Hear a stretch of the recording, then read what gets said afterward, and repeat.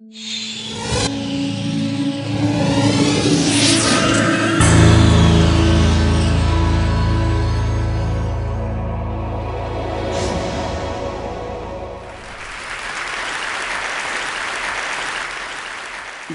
may have heard about the Quran's idea of paradise being 72 virgins, and I promise I will come back to those virgins. But in fact, here in the Northwest, we're living very close to the real Quranic idea of paradise, defined 36 times as gardens watered by running streams. Since I live in a houseboat on the running stream of Lake Union, this makes perfect sense to me. But the thing is, how come it's news to most people? I know many well-intentioned non-Muslims who've begun reading the Quran but given up, disconcerted by its otherness. The historian Thomas Carlyle considered Muhammad one of the world's greatest heroes, yet even he called the Quran as toilsome reading as I ever undertook, a wearisome, confused jumble. Part of the problem, I think, is that we imagine that the Quran can be read as we usually read a book, as though we can curl up with it on a rainy afternoon with a bowl of popcorn within reach, as though God, and the Quran is entirely in the voice of God speaking to Muhammad, were just another author on the bestseller list. Yet the fact that so few people do actually read the Quran is precisely why it's so easy to quote. That is, to misquote.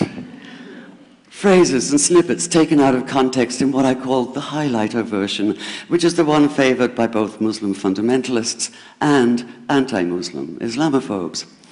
So this past spring, as I was gearing up to begin writing a biography of Muhammad, I realized I needed to read the Quran properly as I could, that is. My Arabic's reduced by now to wielding a dictionary, so I took 4 well-known translations and decided to read them side by side, verse by verse, along with a transliteration and the original 7th century Arabic. Now, I did have an advantage.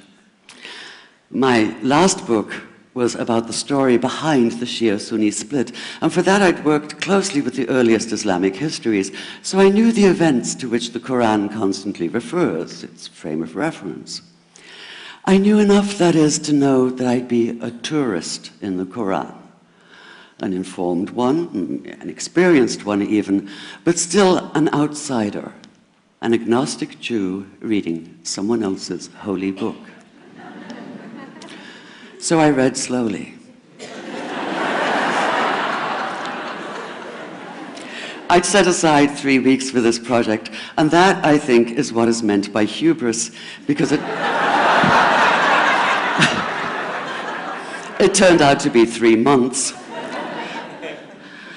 I did resist the temptation to skip to the back where the shorter, more clearly mystical chapters are, but every time I thought I was beginning to get a handle on the Quran, that feeling of, I get it now, it'd slip away overnight, and I'd come back in the morning wondering if I wasn't lost in a strange land. And yet the terrain was very familiar. The Quran declares that it comes to renew the message of the Torah and the Gospels, so 1/3 of it reprises the stories of biblical figures like Abraham, Moses, Joseph, Mary, Jesus. God himself was utterly familiar from his earlier manifestation as Yahweh, jealously insisting on no other gods. The presence of camels, mountains, desert wells, and springs took me back to the year I spent wandering the Sinai desert. And then there was the language, the rhythmic cadence of it, reminding me of evenings spent listening to Bedouin elders recite hours-long narrative poems entirely from memory. And I began to grasp why it's said that the Quran is really the Quran, only in Arabic. Take the Fatiha, the 7-verse opening chapter that is the Lord's Prayer and the Shema Israel of Islam combined. It's just 29 words in Arabic, but anywhere from 65 to 72 in translation. And yet the more you add, the more seems to go missing. The Arabic has an incantatory, almost hypnotic quality that begs to be heard rather than read, felt more than analyzed.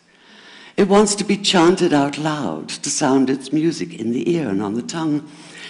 So the Quran in English is a kind of shadow of itself, or as Arthur Arbery called his version, an interpretation. But all is not lost in translation. As the Quran promises, patience is rewarded, and there are many surprises. A degree of environmental awareness, for instance, and of humans as mere stewards of God's creation, unmatched in the Bible. And where the Bible is addressed exclusively to men, using the second and third person masculine, the Quran includes women, talking, for instance, of believing men and believing women, honorable men and honorable women. Or take the infamous verse about killing the unbelievers. Yes, it does say that, but in a very specific context. The anticipated conquest of the sanctuary city of Mecca, where fighting was usually forbidden. And the permission comes hedged about with qualifiers. Not you must kill unbelievers in Mecca, but you are allowed to, but only after a grace period is over. And only if there's no other pact in place. And only if they try to stop you getting to the Kaaba. And only if they attack you first. And even then, God is merciful, forgiveness is supreme, and so, essentially, better if you don't. This was perhaps the biggest surprise. How flexible the Quran is, at least in minds that are not fundamentally inflexible. Some of these verses are definite in meaning, it says, and others are ambiguous. The perverse at heart will seek out the ambiguities, trying to create discord by pinning down meanings of their own. Only God knows the true meaning. The phrase, God is subtle, appears again and again. And indeed, the whole of the Quran is far more subtle than most of us have been led to believe, as in, for instance, that little matter of virgins in paradise. Old-fashioned Orientalism comes into play here. The word used 4 times is huris, rendered as dark-eyed maidens with swelling breasts, or as fair, high-bosomed virgins. Yet all there is in the original Arabic is that one word, huris. Not a swelling breast or high bosom in sight. Now, this may be a way of saying pure beings, like in angels, or it may be like the Greek kos, or kore, an eternal youth. But the truth is, nobody really knows, and that's the point. Because the Quran is quite clear when it says that you will be a new creation in paradise, and that you will be recreated in a form unknown to you, which seems to me a far more appealing prospect than a virgin.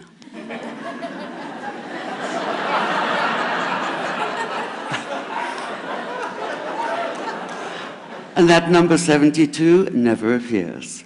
There are no 72 virgins in the Quran. That idea only came into being 300 years later, and most Islamic scholars see it as the equivalent of people with wings sitting on clouds and strumming harps. Paradise is quite the opposite. It's not virginity, it's fecundity, it's plenty, it's gardens watered by running streams. Thank you.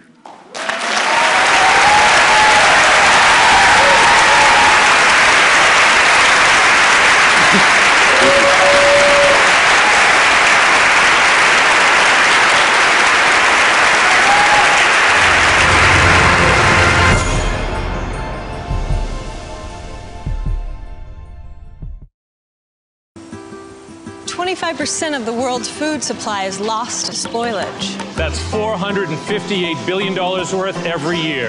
On a smarter planet, we're building intelligence into physical things. So we can know how far our foods travel. Monitor temperature all the way to the market. And know it got to the table fresh. It's already happening in places like Canada, Norway, and Vietnam. When we make food smarter, we make it safer. That's what I'm working on. I'm an IBMer. Let's build a smarter planet.